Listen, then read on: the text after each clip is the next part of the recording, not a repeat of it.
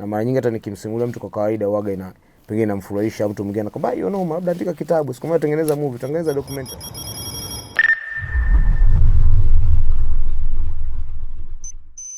What's up East Africa, what's up Tanzania, mimi naitwa Moni Central Zone. Karibu kwenye Behind the Hit ya Verse Network. You already know baby. Kwa nini watoto wa mtaani? Album ya watoto wa mtaani ni neno ambalo kwa nimelisema nimederive kutoka kwenye nyimbo yangu ambayo nilitoa mwaka 2020, ilikuwa inaitwa Watoto wa Mtaani.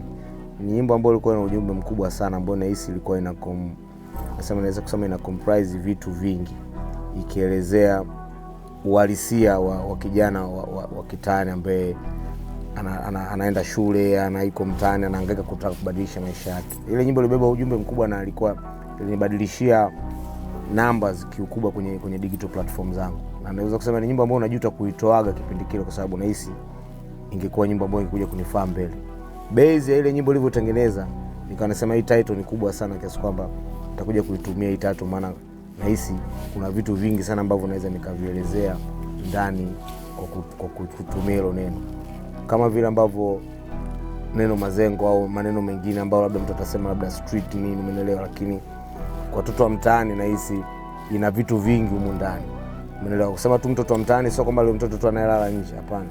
Ni mtu yote ambaye especially kwa vijana wa kiume ambao wanakutana mazingira hatarishi, wataenda kucheza mipira, watatoka nje watakutana na drugs, watatoka nje watakutana na pombe, watatoka nje watakutana na wataonekana labda watakutana na washikaji zao ambao watawapeleka kwenye tabia hatarishi. Tofauti na watoto wa kike, mara nyingi kwenye makuzi yao watoto wa kike wana tabia ya kufungiwa ndani, wanachungwa zaidi, tofauti na watoto wa kiume ambao huwa ndio wako outside, wanakutana na mazingira hatarishi.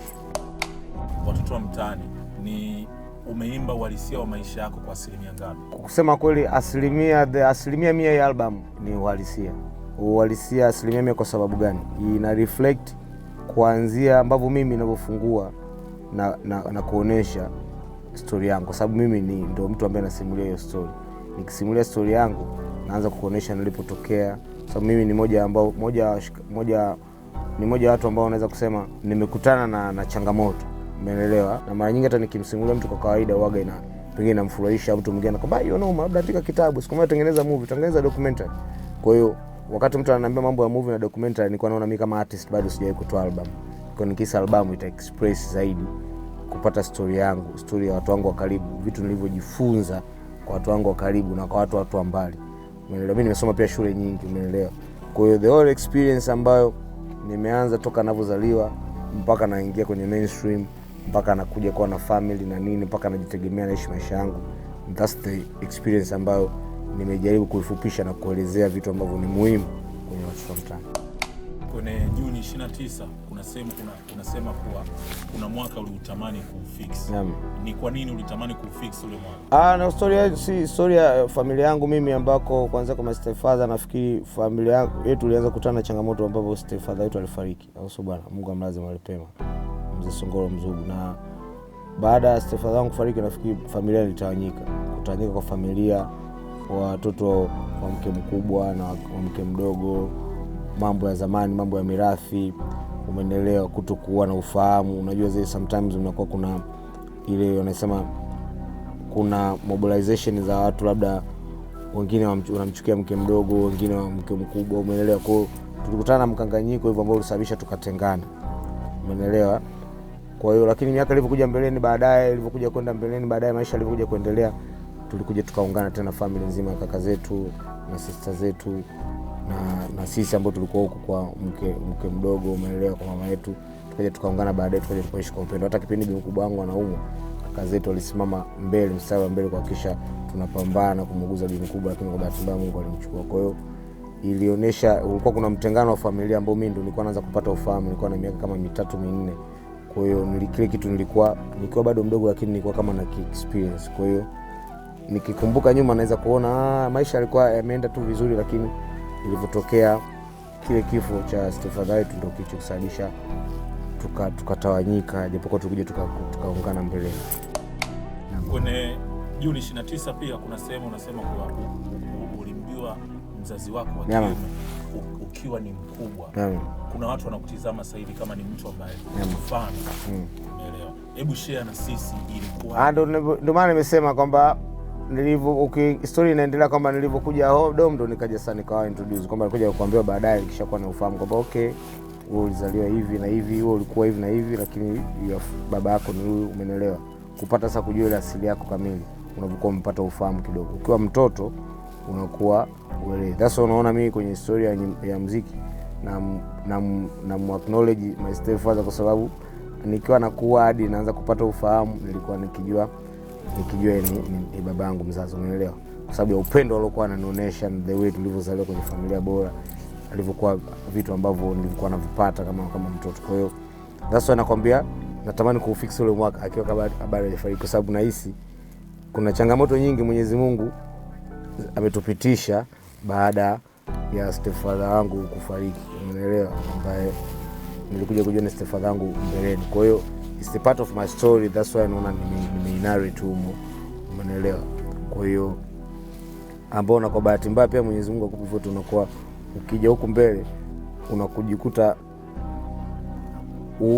upati yale ma connection nzuri na your biological father, umeelewa? Inakuwa kwa that's why unakuwa unakumbuka, unaona pengine mambo angekuwa hivi. Kwa hiyo it's part of my story. Nyimbo yako ipi ni bora kwenye album? Kwanza kusema album yangu yote naweza kusema ni iko perfect, ni balance, lakini siwezi kusema kuweka bias kwenye nyimbo moja, lakini naweza kusema one of my favorite, umeelewa? Na nimekuwa nikishift kila siku, lakini nafikiri naweza kusema nyimbo bora, naweza kusema kwa kutokana na opinion ya mashabiki, naweza kusema Mdudu Papasi, nafikiri ni moja ya nyimbo ambayo imepata response kubwa. Juni 29 ni moja ambayo imepata response kubwa sana kwa sababu ya story yake, na nafikiri it's a real music, watu wanapenda kile kitu, iko very authentic.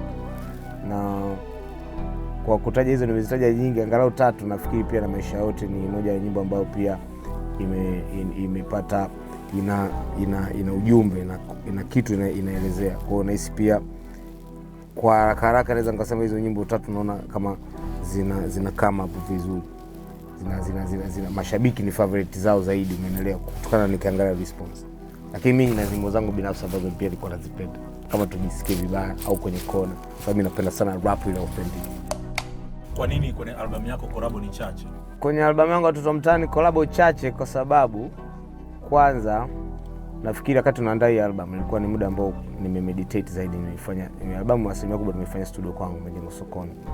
Na ni album ambayo kama unavyozungumza haihitaji distraction, na hizi zilikuwa zinataka watu ambao tayari kuna kitu wanafit kwenye hiyo story ambayo mimi nataka kuielezea. Sio album ya kusema sasa nataka nimtafute labda BN wa Sauti Sol hapa ili tuje tuuze nakala nyingi, lakini hapana, kuna kitu nilikuwa nataka kudeliver. That's why umeona kuna na kuonesha ishara kama vile unavyoona Russia kwa natoka kwenye album yangu, ni kama the way ambavyo mimi nilivyokuwa nakutana na Langa ananipeleka. Hiyo ni kuonesha the way niko kwa ajili ya kuempower street movement, kwa sababu Russia ni up and coming artist ambaye anafanya na mkubali vitu vyake viko very authentic, au sio bwana? Na namjua muda mrefu. Kwa hiyo the way siku ambayo tulifanya hiyo project nilikuwa na vision nao, nikasema okay, hii project nitakuja nitaitumia katika sehemu fulani. Lakini pia Gide ni mwanangu ambaye anatoka Ethiopia, na tulikutana naye tukakutana katika mazingira ambayo tumefit, na kwenye kitu anacho nilikuwa na deliver naye nikaona kabisa ana fit, kwa sababu tulikuwa tumeshakaa. Haikuwa album ya kusema sasa mimi njoo hapa imba kidogo uondoke, hapana. Ni kitu ambacho Billnass pia ile nyimbo nilihisi ameipenda sana, kwa sababu alivyosikia kuna siku nilimplay ile nyimbo alipata the chorus, akawa nimeona ameingia uhusika. Kwa hiyo mapenzi yake na ile nyimbo ilisababisha Billnass akatoka kwenye album, kwa sababu niliona kabisa kwa moyo mmoja amependa ile kitu, afu alikuwa na kitu cha kudeliver. Sasa ukimsikia hata kwenye verse yake anaimba akivaa usika wangu mimi, akiimba yeye utafikiri toka nini Moni anaongelea kama yeye ni Moni, umeelewa? Kwa sababu ameblend kwenye story ya album. Kwa hiyo ndio hivyo, nafikiri kitu chake kilikuwa kiko very authentic, akihitaji sana kwamba sasa hapa huyu labda ongezea hivyo, lakini pia uwezo wa kufanya chorus tulikuwa tuko nao, na tumefanya vitu vingi wenyewe. Kwa hiyo that's why unaona collab ni chache. Kisema kikweli changamoto ambazo tumekutana nazo kwenye kutengeneza album, naweza kusema kikweli changamoto sio kubwa sana, kwa sababu kwanza production tumefanya kushirikiana na Pluto Republic, au bwana shout out kwa director vile producer Speso na Stuki Zombie, au bwana Army Wave, Paul Maker, au tumefanya kazi kupitia studio zangu za Majengo Sokoni. Kwa hiyo changamoto zilikuwa ni chache sana, especially kwenye swala la kurekodi. Na kiukweli siwezi kusema kama kuna changamoto, maana sio kila kazi kwamba itakuwa na changamoto, lakini nahisi tu ni kazi za kawaida kwamba kurekebisha labda sauti hivi na hivi, umeelewa. Na kiukweli naweza kusema ni changamoto hazikuwepo ambazo naweza kusema kwamba zilinikatisha tamaa, nilikata tamaa na album, hapana. Nahisi tu mfumo nilivyokuwa nikihisi kwamba album itatoka nini, hicho ndiko kitu kinani challenge sana, kwamba album itatoka lini, sababu toka 2024 mwezi Julai 2024 ndio nilikuwa na finalize album ni studio kwangu. Kwa hiyo kiukweli naweza kusema namshukuru Mwenyezi Mungu, sijakutana na changamoto kubwa sana ambazo zimenisababisha tu kwamba nikasema nakata tamaa. Na vitu ambavyo nilikuwa naona sina uwezo wa kuvifanya nini, sijataka kulazimisha kuvifanya. Nimetaka muziki uspiki kwanza, lakini naamini vitu vingine vyote vitaflow, kama kufanya hizo launching na nini. Watu wengine wanaweza kuona ndio vitu ambavyo labda vimemiss kwenye album yangu. Kwa mbona hauja launch, au mbona hujaalika watu hujafanya nini? Kwa sababu nahisi hivyo vitu, mentality ndio inasababisha watu wengi wasifanye vitu, kwa sababu wanahisi hawana resource kama za watu wengine. Watu watanichukuliaje sijafanya kama wenzangu, Hiyo inasababisha watu wengi kutotoa kile kitu ambacho wako nacho. Uweze amini kitu unaweza kutoa ndio kusababisha kikakupeleka kwenye level nyingine. Leo kwa hiyo siwezi kusema na changamoto ambazo nimekutana kwenye album. Nashukuru Mungu.